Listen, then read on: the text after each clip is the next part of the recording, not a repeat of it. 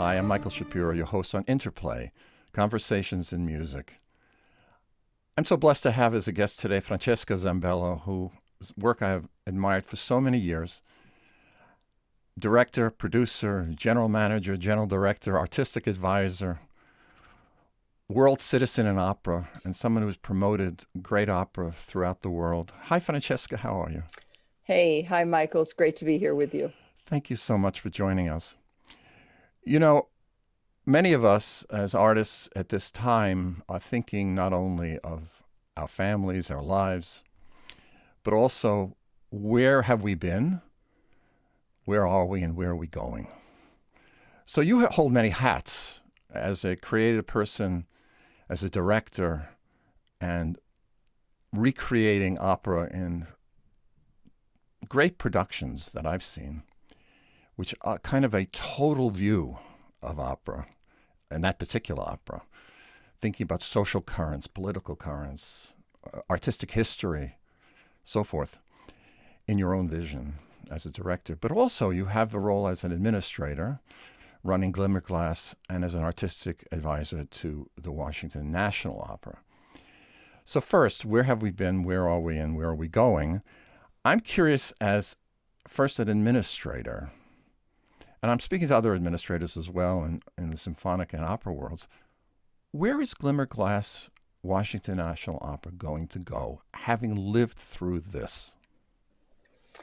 Well, I think all of us have to, uh, face the realities of that we were already working in an art form that needed a reboot. Um, I think everyone knows that classical music and opera were in a time of, obviously declining audiences and change, and this in a way has accelerated that. I don't think it's accelerating it for the worse. I think that at the end, it hopefully will give us a new perspective, a new way of producing. Uh, but of course, that's not going to be like tomorrow. That's going to be in the next decade. And I think that a lot of the amazing work that was bubbling up over the last decade will accelerate now in terms of creating new works, different kinds of works, different interpretations of beloved pieces to us. Uh, and ultimately, it's not a bad thing. I hope that it will be a good thing. And I'm somebody who believes we have to look to the good in everything.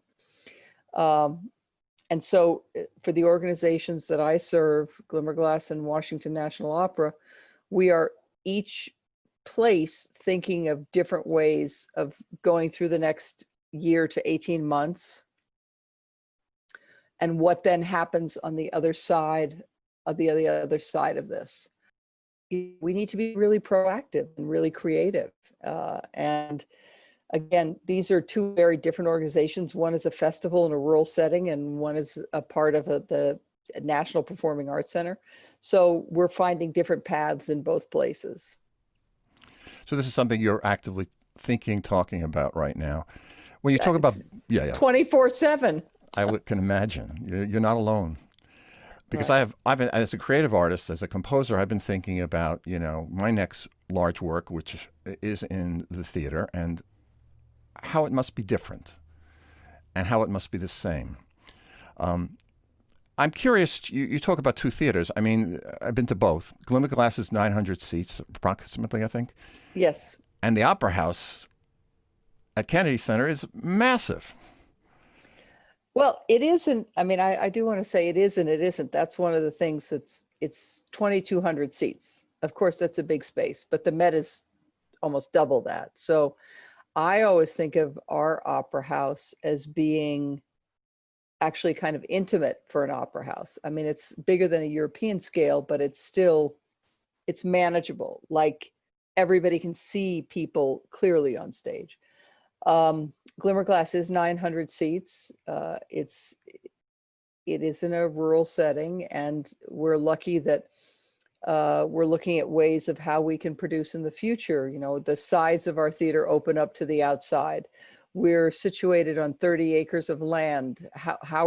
What are the many different ways we could perform on that land in creating new venues, performing outside, performing in our alternate spaces, barns, all of that, which are all located around our property.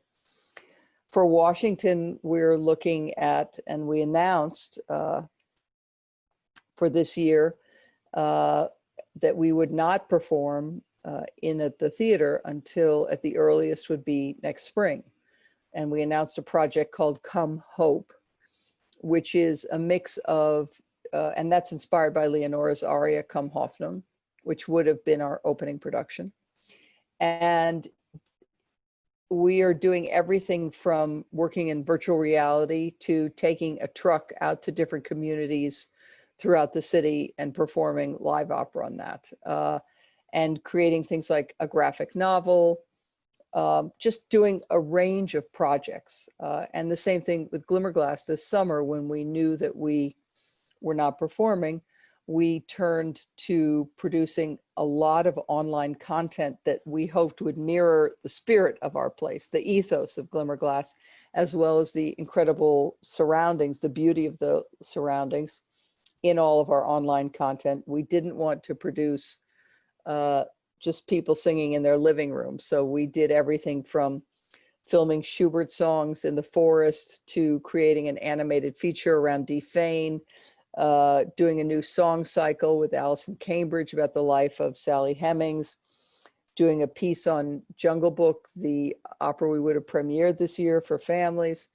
And we also ran our young artist program virtually for 6 weeks. So we were very, very busy here, and it's just sort of dialed down now. No, it's quite clear. Now, you're a director, producer, and administrator. You're all three plus lover of great art. Yeah. And I know that you have a great interest in film. I'm going to get to that in a second. But I'm curious about your background. You started really as I know you speak many languages. You've studied in Russia. You've been all over Europe. You studied in Germany, which is, I worked at the Zurich Opera when I was very young. Mm-hmm. So I understand that life, the so-called stagione system in Italy and so forth. But did you bring to administration things you learned as a director? Absolutely. What did you bring? I think it's interesting that in the rest of the world, we accept that a director or a conductor may be running a company. That's pretty standard in Germany. We accept that a choreographer runs a dance company. So I always find it strange in America that we don't have a lot of artists in the leadership positions. Houston, my colleague, Patrick Summers at the Houston Grand Opera, and a few other companies have an artist at the helm. But I always think, there's this sort of weird distrust of the artist in America often between boards and administrators, like, oh, they're going to do something crazy. Well, no, I think most artists, we want to make the art form survive and be better. So I think the skills I learned as a director were, many of them come into play as an administrator. I think particularly a director, we are already responsible often for a budget. So that's a big part of administration leadership, is how to balance the creative, the product with the price. And so there was that. And then I also always felt very, fiercely concerned in our business about perception, pricing, issues that you confront as an administrator, how to get people into an opera house. And so as a director, I thought about that a lot by what I was directing and what I was responsible for producing. So in a way that fit into being an administrator. And here, I'm talking to you from Cooperstown right now. I have an amazing staff. I've had an amazing staff. And in Washington, where I'm the artistic director, I have a incredible collaboration with Tim O'Leary, who's the executive director. I know Tim from St. Louis days. Yeah. Right. And now he is the general director of the Washington National Opera. And so we we've got a great collaboration. And I think that's what it takes. You know, an opera company, I was explaining this to somebody the other day who is very involved at ABT, American Ballet Theater. I said, you know, opera is such a messy art form. You know, it's like there's everything, you know, the orchestra and the singers and the dancers and the supers and the production aspect. And, Yeah. you know, opera is just messy. And so, you know, that's its beauty, and its problem is how to coalesce all the elements. And so in the leadership position, it's really about doing that, as well as creating, you know, my leadership style is about creating a team, and that every voice has a place at the table, everyone is heard. And we, particularly at Glimmerglass, because it's much smaller in terms of annual budget and whatnot, we have involvement from every aspect of the staff on what we put on the stage. You know, I conducted 2 years ago at the opening concert at the Bergen International Festival. I conducted my Frankenstein score, which is the, you know, it's my most famous thing with the orchestra, with the film Outdoors. And I asked Anders Byers, who is the director, fabulous director of the Festspillene I Bergen, as they say in Norwegian, I really want to compliment you on your staff. He says, oh, I never get in the way. I said, excuse me, Andres, you never get in the way? He said, no, I never get in the way. I said, what do you mean? He says, they're all very capable. I just let them do it. I said, it's wonderful. I wish to God I had done that in my orchestras. But, you know, it is very important to have a compelling team that's easy to work with. Because as we get older, we realize that the friendships we make is the ball game. I mean, we can make things happen. Theater is hard. I know the many components, you know, when you're dealing with lighting and unions and all this stuff and fundraising and all the crazy stuff. But the collaboration is the ball game. I want to switch to Broadway because I know you have had Broadway experience, particularly working for a mega company. On Broadway, it's different in a certain way because it's so commercial. It's strictly about the buck. It's filling the seats like a real estate owner would fill an office building or retail site. It's bring them in. So it's different than opera in a way, because opera has to be somewhat pre-funded. So does Broadway, but Broadway wants to see results. Did you feel a different pressure when you worked on Broadway?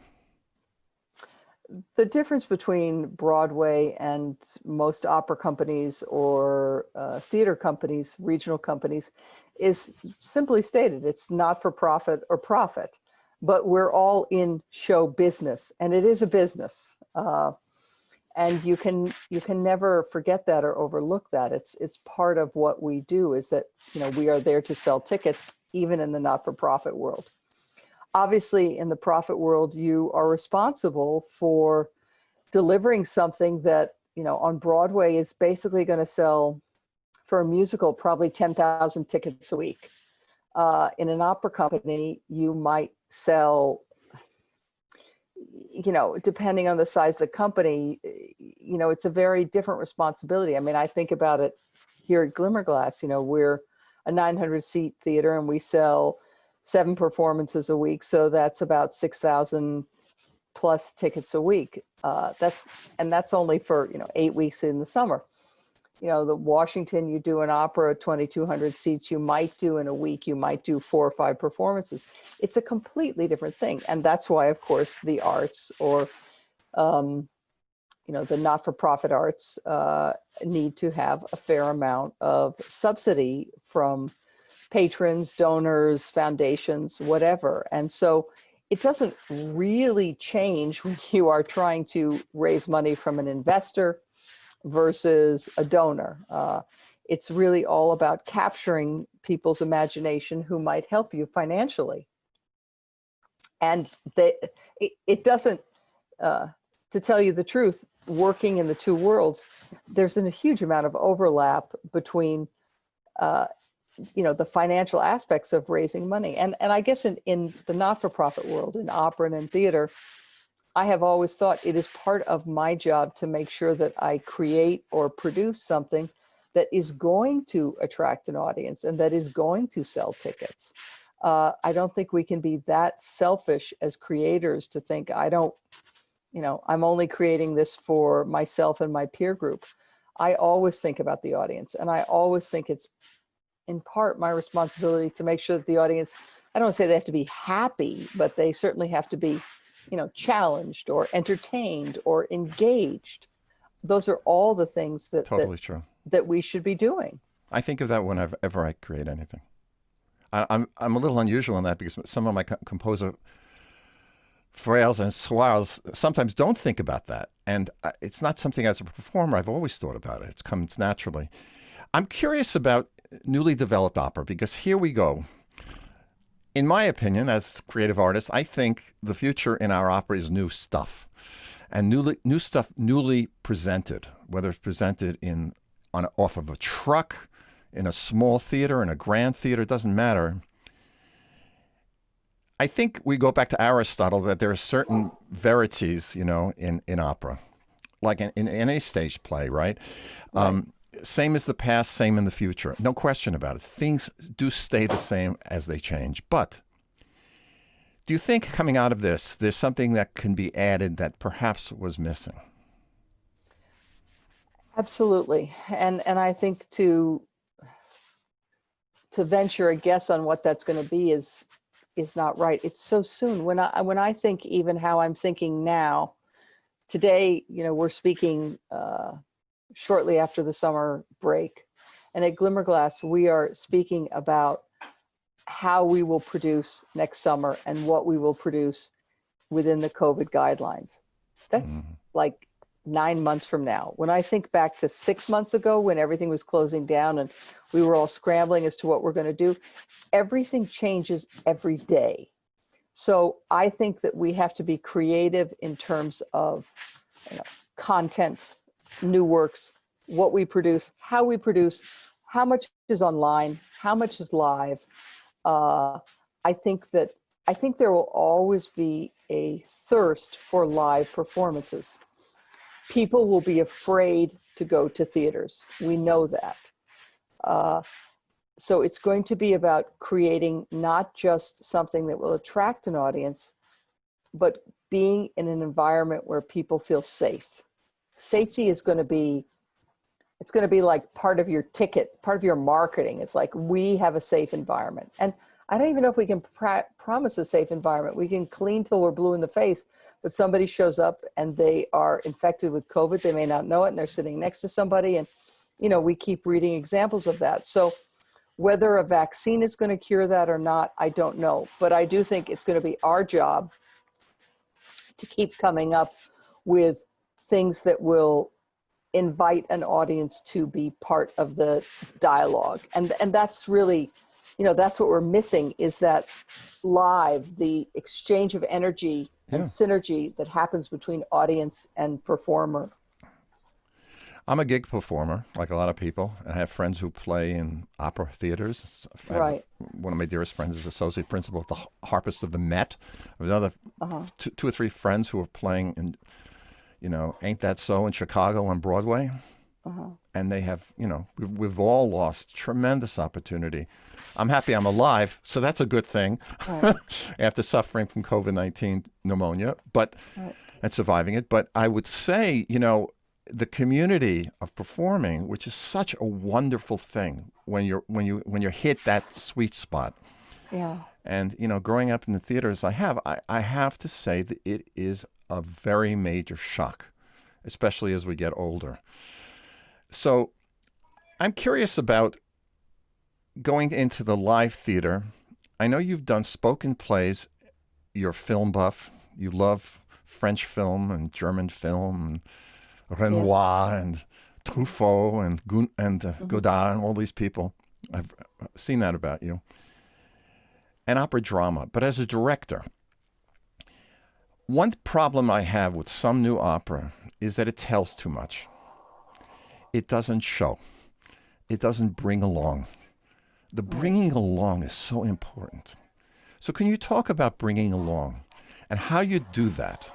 And maybe a specific might be your Porgy and Bess production, which I have a lot of a lot of background to, because I originally saw it at the City Center with William Warfield. That's how far back I go with this piece. Show versus Well, tell. I think, Porgy and Bess is a complex work before the period of Black Lives Matter. I mean, it's a piece that asks a lot of audiences and performers now, and I will be curious if it will have the popularity with audiences when we finally create a world that is anti-racist. And I don't know if that's going Quite to happen true. in my lifetime. Yeah. I do know in terms of new works, I've been involved with, I don't know how many new works, probably about 200, I would guess by now.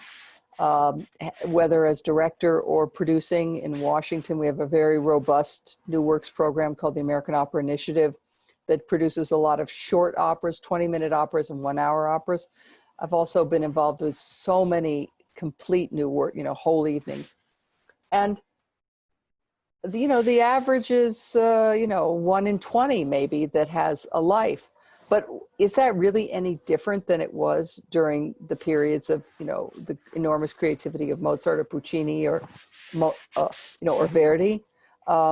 And that's why I think we keep being drawn to new works, is they allow us to have new voices, tell stories, sing and write and compose and hear in different ways that reflect our society and our times.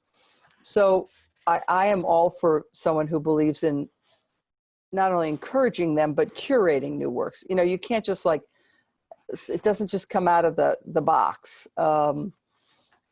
Particularly now, again, because we're asking a piece to do so much and we're investing so much financial resources in it. So to me, I love the creative process of working with composer and librettist. And I think one of the things that At what stage, may I ask, at what stage are you working with them? From the very beginning, usually. As a general director, I'm the person who's commissioning them and choosing them. So that would be from the day one. So new works, they are the lifeblood of theater and of opera, I think. Nothing is more exciting than getting to work with writers and composers in putting together a new work, because they are the creators. I always think of my job as the interpreter. If I'm the director or if I'm the person who commissioned them, I always think I'm here to help be a conduit. I'm here to help facilitate. I'm here to help them get it on the stage. Because as a director, there's no question, I've directed many more times than they have composed or written an opera. And I think that's important. I think it's important to involve the people who are getting it onto the stage from the beginning. Again, a composer may be, how many operas are they going to write in their lifetime? I mean, even extremely prolific composers of today are never going to, achieve the numbers that Verdi, let's say, or cranked out.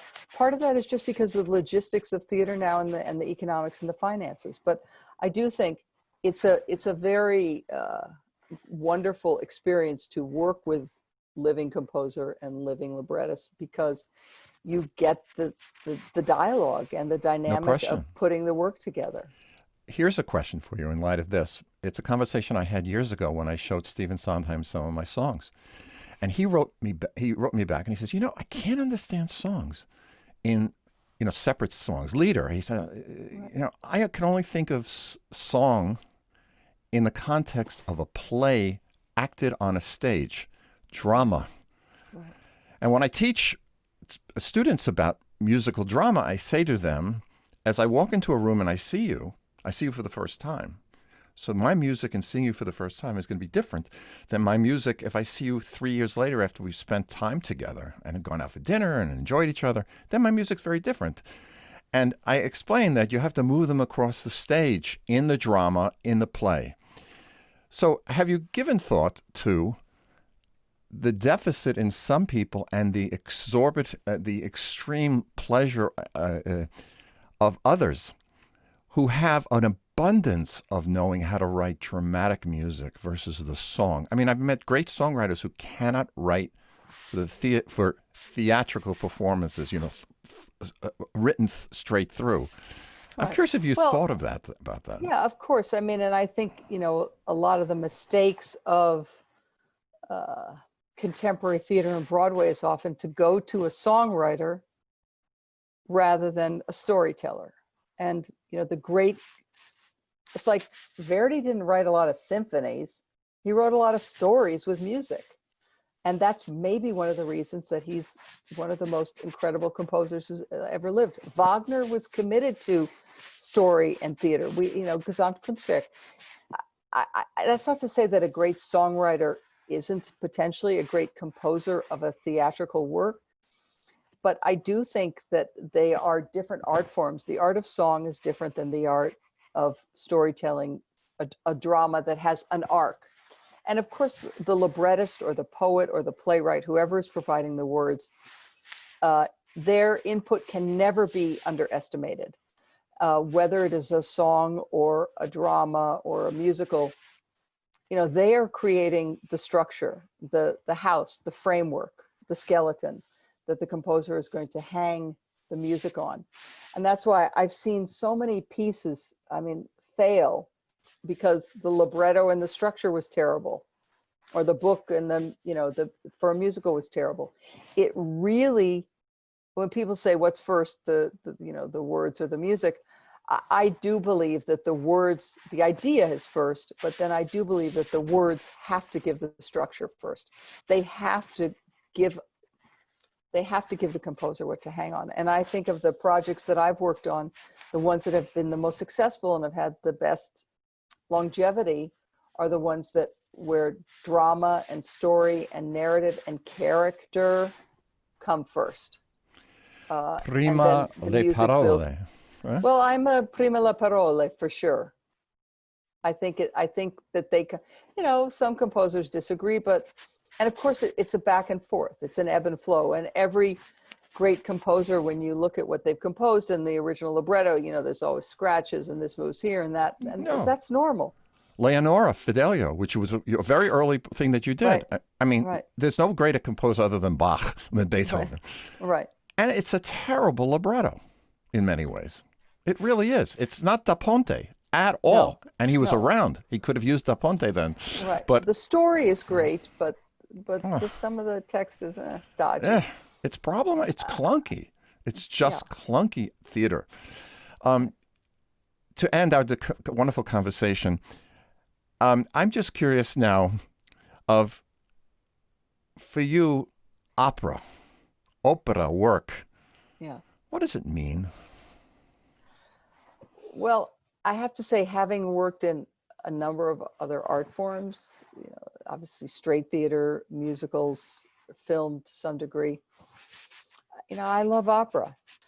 It's just an incredibly messy and wonderful art form. And that the reason that it speaks to me is that it has everything in it. And I believe you can tell big stories, passionate stories, things that, whether it be particularly today about social and political issues, whether it be about the issues of the human emotions and our psyches and penetrating our deepest feelings and emotions, opera speaks the most to me about that. And that's why I'm committed to it. And that's why I'm committed to making it as available to as many people as possible, and to keep creating new works and commissioning composers and librettists, as well as re-examining and reinventing or rethinking about our classics. I don't think Aida, Bohème, and Carmen are going to die, but I do think that we're going to. I think that we're going to see them in different ways and in different lights. And I also think that we're going to be looking at a lot more new work, a lot of different ways of producing, whether it's logistical things like how long is an opera or how it's produced, where it's done. All of these are things that we're going to be re-examining in the coming years. And that's a good thing, because it's going to make the art form that I love, and I think your listeners love as well. And those are big questions. It's great to ask big questions and to try and answer them. Well, we've asked and answered a lot of big questions, but the wonderful thing, Francesca, is your blessing to opera and to music. You are. Well, I don't say it out of anything but real caring and hope for our future together in this community of music. Francesca Zambello, thank you for joining Interplay Conversations in Music. I'm Michael Shapiro.